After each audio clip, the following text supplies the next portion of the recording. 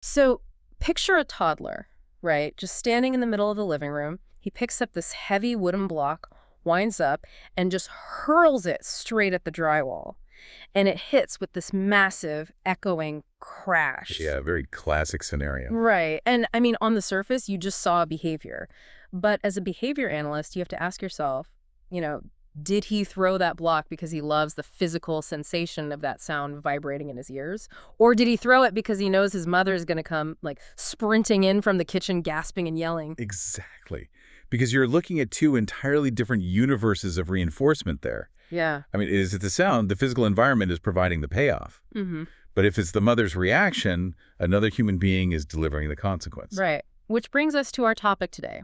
Welcome to this special edition deep dive for behavioral intelligence con Mara Sánchez. Glad to be here. If you're listening to this right now, you know you are the learner. You're putting in those grueling hours, you're analyzing mock exams, and you are staring down a major professional milestone, the BCBA exam. It's a beast, for sure. It really is. But today's mission is laser-focused on domain B of the task list, specifically B.6, which is identifying and distinguishing between automatic and socially mediated contingencies. Right, and confusing those two mechanisms is honestly the fastest way to fail a functional assessment and, well, fail your board exams. Which we do not want. So we're pulling the most vital insights from a stack of foundational texts and study guides to really make this concept click permanently. Yeah, and to master this, you really have to look past the physical form of the behavior, what we call the topography. Right. And you have to investigate the invisible engine driving it. Distinguishing between a consequence delivered by the environment and one delivered by a person is like the absolute bedrock of behavior analysis. It totally is. And actually, I have this visual analogy that I think frames this whole concept perfectly. Oh, let's hear it. Okay, so think of behavior consequences like getting a snack. You basically have two distinct ways to get your potato chips, right? Option A is the vending machine. You put your money in, press a button, and the machine drops the chips. Okay. It's just you interacting directly with the physical world. But then option B is ordering from a waiter in a restaurant. You ask for chips, the waiter writes it down, goes to the kitchen, and brings you the chips. That is actually a perfect way to illustrate the divide. The vending machine is your automatic contingency, and the waiter is your socially mediated contingency. Okay, so before we dissect the mechanics of the vending machine, we really need to clearly define the waiter. Like, what exactly defines a socially mediated contingency in a clinical setting? Well, a socially mediated contingency happens when another person is involved in presenting the antecedent stimulus. Because it's just the trigger, right? Exactly, the event right before the behavior. Or they're involved in delivering the consequence. The reinforcement doesn't just magically manifest from the ether. It's mediated, meaning it's facilitated or delivered by someone else. So another person is the required delivery mechanism. Yes. If we map this onto the primary functions of behavior, attention seems like the most obvious fit here, right? Like a student raises their hand and the teacher, the other person, delivers praise. The teacher is the waiter bringing the reinforcement. Attention is the absolute classic example. But, I mean, it can also be peers laughing when the student makes a silly face. The peers are the ones delivering that social consequence. Got it. So if attention is about getting people to react to you, I guess the next logical function would be getting people to physically hand you things, access to tangibles. Precisely. Like receiving an allowance from a parent for completing chores, or a therapist handing a client a token for, turning in an assignment. The parent and the therapist are acting as the delivery system for those items. Right. And then there's the flip side of getting things, which is getting away from things, escape. Right. So, like, a teacher telling a student they don't have to finish the last 5 math problems because they worked really diligently on the first half. The teacher is the one mediating that escape by taking away the aversive stimulus. You hit the 3 social functions perfectly there: attention, access, and escape. All 3 require a human being to alter the environment. Okay, but something about the term socially mediated sounds, I don't know, inherently friendly. Like social implies a pleasant interaction. Oh, I see where you're going with this. Yeah, because consequences aren't always positive, right? What happens if a teenager stays out past curfew and their parents completely lose their minds, yell at them, and ground them for a week? Okay, that is a fundamental trap that students fall into when they're studying. Socially mediated simply dictates the delivery mechanism. It has absolutely zero bearing on whether the consequence is pleasant or aversive. Oh, okay. Yeah, it applies equally to reinforcement and punishment. So the waiter can bring you an incredible steak, or the waiter can spill scalding soup in your lap. Both are still mediated by the waiter. That is the exact logic. If a parent yells, they are adding a reprimand. That's socially mediated positive punishment.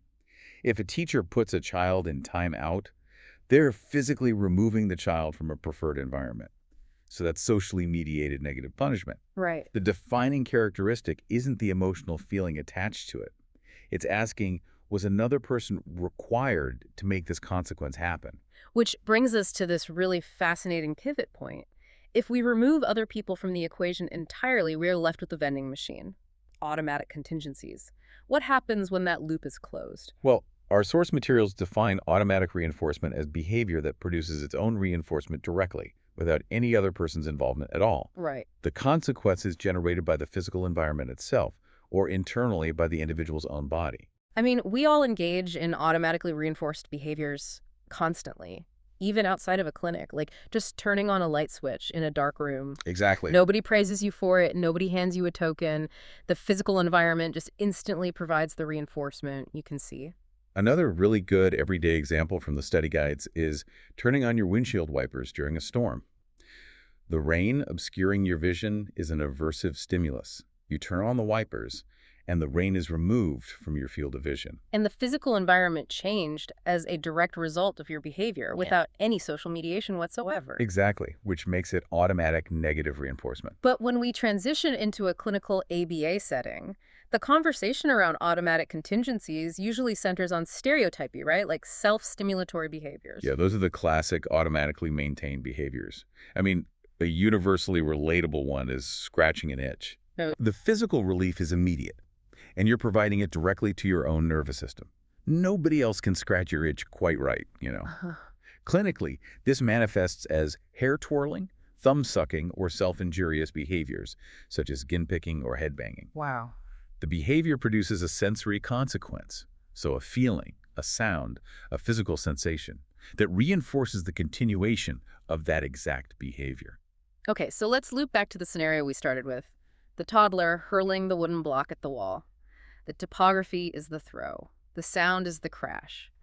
You mentioned earlier that we can't tell just by looking at the throw whether it's automatic or socially mediated. Right, because you have to isolate the maintaining variable. If the child throws the toy purely to hear that satisfying auditory trash, and they would consistently do it even if they were completely alone in the house. And the physical environment is delivering the consequence. Exactly. The wood hitting the drywall delivers the sensory consequence. That is automatic. But if they throw the toy as, like, a means to an end, specifically to trigger the mother's dramatic reaction, then the crash is just a tool. The mother is the actual consequence. Yes. The physical environment delivers the automatic consequence, but human beings deliver the social consequence. And distinguishing between a sound and the mother's reaction is the entire basis of a functional assessment. It's so critical. It is. You cannot design an ethical or effective treatment plan if you don't understand the underlying mechanism maintaining the behavior. And B.6 maps directly onto the 4 functions of behavior, doesn't it? Like, socially mediated contingencies align with attention, escape, and access to tangibles. But automatic contingencies align with the sensory or automatic function. Yes. I notice the sources occasionally refer to the automatic function as the junk function. They do, though, informally. It simply means that during an assessment, if you have systematically ruled out attention, and you've ruled out escape, and ruled out access to tangibles, and the behavior is still occurring at high rates. Then it's probably automatic. Right. It is highly probable that it serves an automatic sensory function. It's basically the variable that remains when all the social factors have been eliminated. But how do we actually prove this in a clinic? I mean, we can't just guess based on observation, right? No, we definitely don't guess. We use a functional analysis NFA. It's designed to test these contingencies by placing the individual in highly controlled conditions. Right. So an FA isolates each potential function to see where the behavior spikes. To test for socially mediated functions, we use the demand condition. The clinician presents a challenging task, and if the client engages in the target behavior, the task is removed. So that tests for social escape. Exactly. Then we have the attention condition, where the client is completely ignored until they engage in the behavior, at which point the clinician provides mild reprimands or attention. And the play condition serves as the control, right? Where the client has free access to toys and attention with zero demands. So if the behavior happens there, we know something unusual is occurring. But testing for the vending machine requires a completely different setup, doesn't it? The alone condition. Right. It's sometimes called the ignore condition. Yeah. In the alone condition, the environment is intentionally barren. There are no demands placed on the client. There's absolutely no social attention available. There is minimal sensory stimulation in the room. Wow, okay. Yet the client is just left entirely by themselves. So if a target behavior, say a client engaging in self-injurious head-hitting, occurs at consistently high rates when they are completely alone in that barren room, the data is essentially screaming at you, isn't it? It absolutely is. Because it proves the behavior is maintained by automatic reinforcement. There's literally no one in the room to mediate a consequence, no one to give attention, no one to remove a demand. The behavior is producing its own reinforcement. You've isolated the variable perfectly, but, interpreting an FA graph is rarely that clean in the real world. What happens when you run this meticulously controlled FA, and the resulting graph is just a tangled, chaotic mess? Like, the data lines for the demand condition, the attention condition, and the alone condition are all overlapping and crisscrossing at high rates. Yeah, what do you do then? If it's happening during demands and it's happening when they get attention and when they're alone, Yeah. you can't really pull one clear social function out of that noise. The data is undifferentiated. Exactly. And undifferentiated data is a massive indicator for the exam. Hmm. When an FA graph looks like a tangled mess, it strongly suggests the behavior has an automatic function. Really? Think about the underlying logic. If the behavior happens at the exact same high rate, whether someone is demanding something, paying attention to them, or leaving them entirely alone, it means the social environment is totally irrelevant. Oh, wow. Because the vending machine is always plugged in. Yes. The client is contacting the sensory reinforcement regardless of who is in the room or what they were doing. The internal sensory payoff is a constant, while the external social factors fluctuate. Exactly. And understanding that underlying mechanism is what separates a decent clinician from someone who easily passes the boards. Since you, the listener, are prepping for this exam, we really need to transition from the theory into the specific traps the test writers engineer for this topic. Let's do it. Let's establish the baseline rule for the exam first. When reading a scenario on the test, the very first question you should ask yourself is another person involved in delivering the consequence? Right. Yes equals socially mediated. No equals automatic. It's a foolproof rule. Yeah. But the exam setters are experts at hiding the answer to that question. Which brings us to common mistake number one. Assuming the stereotypy is always automatically maintained. Wait, but we established earlier that self-stimulatory behaviors like hair twirling and thumb-sucking are classic automatic behaviors. They frequently are. However, the study guides explicitly warn against assuming an automatic function based solely on the topography of the behavior. A behavior might look purely sensory, but actually serve a highly specific social function. Can you give me a concrete example of how the test writers would disguise this? Sure. Let's look at a complex mock exam scenario. The question introduces a client named Julian, who engages in repetitive, loud, vocal stereotypy, making continuous humming and clicking sounds. On the surface, it looks and sounds exactly like an automatically reinforced sensory behavior. He enjoys the vibration in his vocal cords. Right, the topography is screaming vending machine. But then the scenario provides the data. Julian only engages in this loud vocal stereotypy when his teacher places a complex math worksheet on his desk. Because Julian is making so much noise and disrupting the classroom, the teacher consistently walks over and removes the worksheet, telling him to take a break. Oh, wow. The function is escape. The humming isn't about the sensory feeling at all. It's a tool used to make the teacher remove the aversive stimulus. Exactly. The teacher is mediating the escape, which makes it a socially mediated contingency. And if you just glance at the word stereotypy and immediately select automatic reinforcement, you will lose the point. The topography is a complete misdirection. That is a brilliant trap. Okay, what is the second common mistake students make regarding B.6? Mistake number 2 is believing that automatic exclusively refers to internal or bodily sensory feelings, like an itch or a vocal vibration. Students often forget that direct interactions with the physical environment are also automatic. This goes back to the windshield wiper example. So the exam might describe a client who repeatedly slams a heavy wooden door. A test taker might reason that slamming a door isn't an internal bodily sensation, so it must be social attention. Exactly. But if the scenario specifies that the client slams the door purely to hear the loud physical sound of the wood hitting the frame, and they continue to do it even when the house is totally empty, Well, the physical environment is delivering the auditory reinforcement. Right. It's an automatic contingency, even though the reinforcement is external to the body. Now, the board exam isn't just testing definitions, right? It's fiercely focused on application. Will the test present scenarios where a BCBA implements an intervention based on the wrong contingency? Frequently. The exam tests your ability to connect the diagnostic function to the ethical treatment plan. If you misidentify an automatic behavior as socially mediated, your intervention is mathematically guaranteed to fail. Okay, walk me through the mechanics of that failure. Let's say a child engages in continuous screaming. The clinician mistakenly assumes it's socially mediated, that the child is screaming to gain the teacher's attention. Okay, so based on that flawed assumption, the clinician implements an extinction procedure for attention-seeking behavior. They instruct the staff to use planned ignoring. Right. So whenever the child screams, the staff turns their backs and provides zero social attention. Which is the gold standard intervention for a socially mediated attention. It is. But if the screaming is actually automatically reinforced, like if the child screams because they love the intense physical vibration in their chest and throat, ignoring them accomplishes absolutely nothing. Because the child doesn't care if you turn your back. They weren't trying to get you to look at them in the first place. Right, and it actually gets worse. By implementing planned ignoring, you are actively leaving the child alone, giving them uninterrupted time to access the automatic reinforcement without any demands or distractions. Your intervention actively facilitates the problem behavior. Oh my gosh, you essentially handed them the keys to the vending machine and just walked away. Exactly.